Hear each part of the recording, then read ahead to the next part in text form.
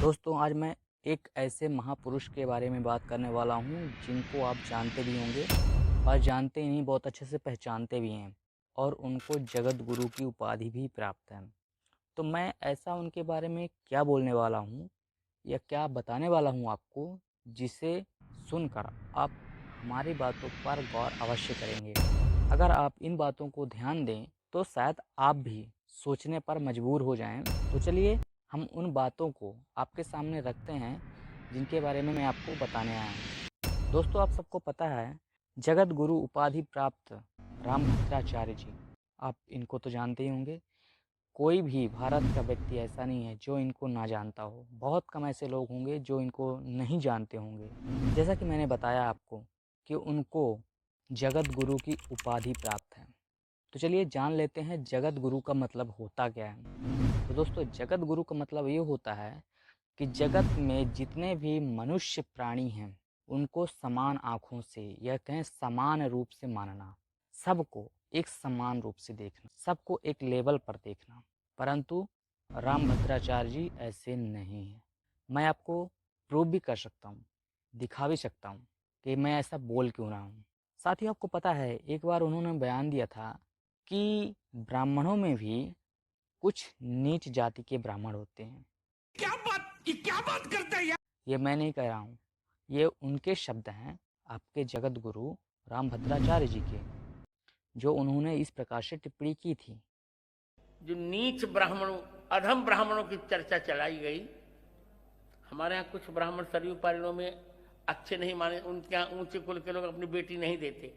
उपाध्याय और चौबे, त्रिगुणायत, दीक्षित और पाठक।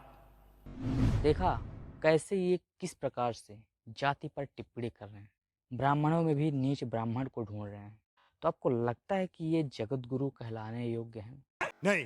नहीं, ऐसा नहीं है। जगत गुरु का मतलब होता है समान रूप से सबको मानना, चाहे वो किसी भी वर्ग का हो, किसी भी कुल का हो, उनको समान रूप से देखना, समान भावना से मानना।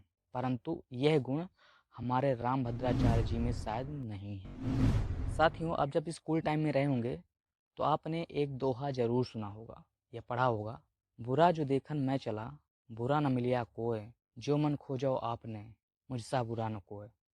तो इस जो दोहा का मतलब है वो आप सब लोग जानते ही हैं, मुझे बताने की आवश्यकता नहीं है।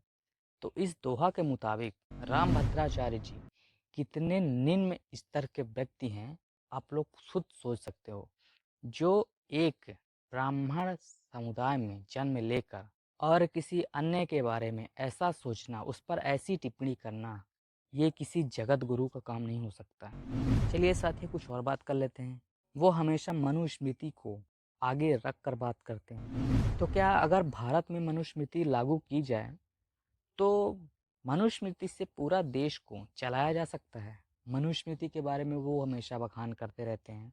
मनुस्मृति भारत का प्रथम संविधान है और मनुस्मृति में एक भी ऐसा वाक्य नहीं है जो भारतीय संविधान के विरुद्ध हो।